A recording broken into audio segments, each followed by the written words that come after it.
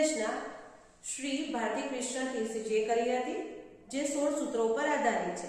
એમાંનું એક સૂત્ર એકાધિકેન પૂર્વેણ ની મદદથી આપણે 99 સુધીના ઘડિયા કેવી રીતે બનાવી શકીએ તે જોઈએ. સૌપ્રથમ તો જે એકાધિકેન પૂર્વેણ સૂત્રની સમજ મેળવી લઈએ. એકાધિકેન પૂર્વેણ સૂત્રનો અર્થ થાય છે આગળ કરતા એક વધુ.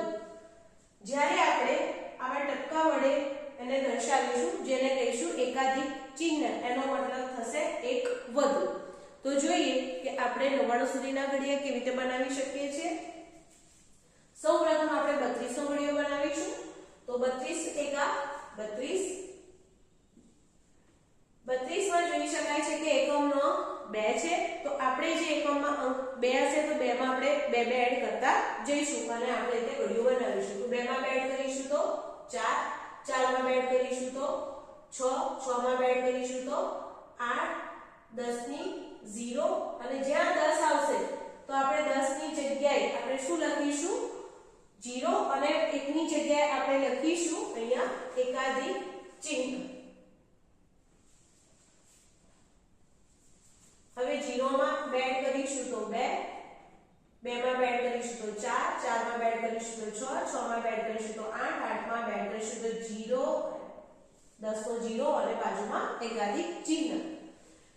હવે દશકનો કેટલો છે? 3. તો આપણે 3 ની અંદર 3 એડ કરીશું. 3 ની અંદર 3 એડ કરીશું તો 6, 6 માં 3 એડ કરીશું તો 9, 9 માં 3 એડ કરીશું તો 12, 12 માં 3 એડ કરીશું તો 15. પરંતુ અહીંયા એકાધિક ચિહ્ન છે એટલે 15 ને 1 થશે 16.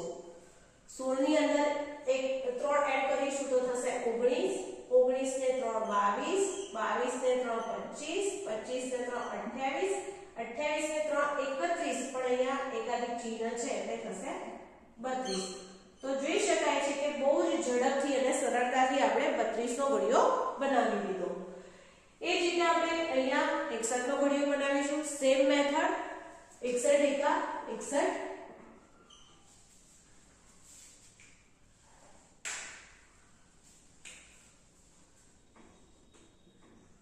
એકમનો કેટલો છે? 1 છે. 1 ની અંદર 1 ઉમેરીશું તો થશે 2, 2 માં ઉમેરીશું તો 3, 4, 5, 6, દરેકમાં આપણે એક એક એડ કરી રહ્યા છીએ. 7, 8, 9 અને 10 ની 0 અને બાજુમાં એકાધિક ચિહ્ન. સેમ 6 માં 6 એડ કરીશું તો 12, 12 માં 6 એડ કરીશું તો 18, 18 માં 6 એડ કરીશું તો 24. અહીંયા જોઈ શકાય છે કે વચ્ચે ક્યાં એકાધિક ચિહ્ન નથી, તો અહીંયા આપણે 6 નો ઘડિયો બની રહ્યો છે. બાજુમાં 1 નો ઘડિયો બન્યો છે અને અહીંયા 6 નો ઘડિયો બન્યો છે.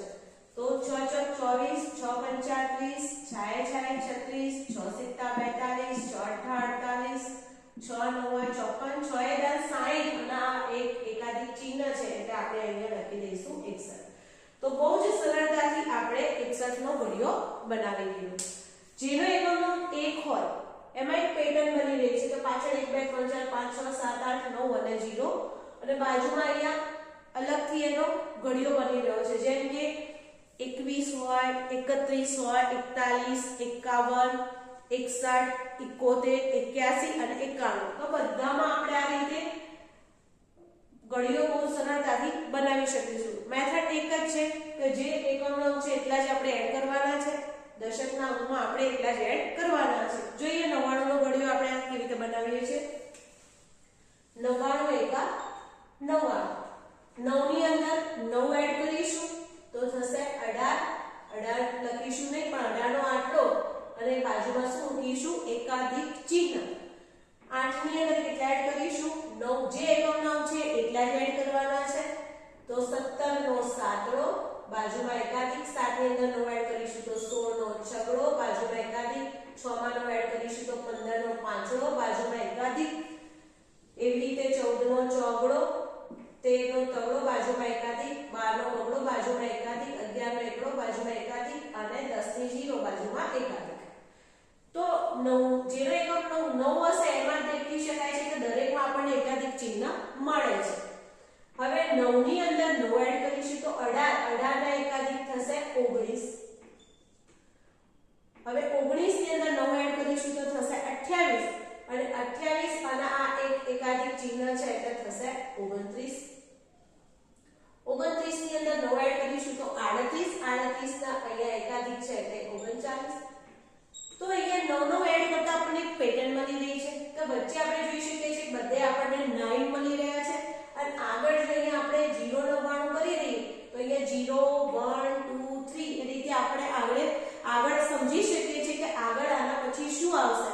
તો અહીંયા 39 છે તો 9 એડ કરીશું તો 49. હવે કઈ એકાધિક છે એટલે 9 ની જગ્યાએ આપણે દરેકમાં એડ કરવાના આવશે એક વધારે એટલે 10 વધારે થઈ જાય છે. તો અહીંયા 59 69 79 89 અને 99. તો બહુ જ ઝડપથી અને સરળતાથી આપણે 99 નો ઘડિયો બનાવી દીધો. હવે 99 નો ઘડિયો મોડે પણ બોલી શકાય છે. તો મોડે બોલવા માટે ખાસ શું ધ્યાન રાખવાનું છે કે જે 100 નો અંક છે ને એકમ નો અંક છે બંનેનો સરવાળો 9 થાય છે. જોઈ શકાય છે 1 8 9 2 7 9 3 6 4 5 5 4 6 3 7 2 8 1 અને 9 0.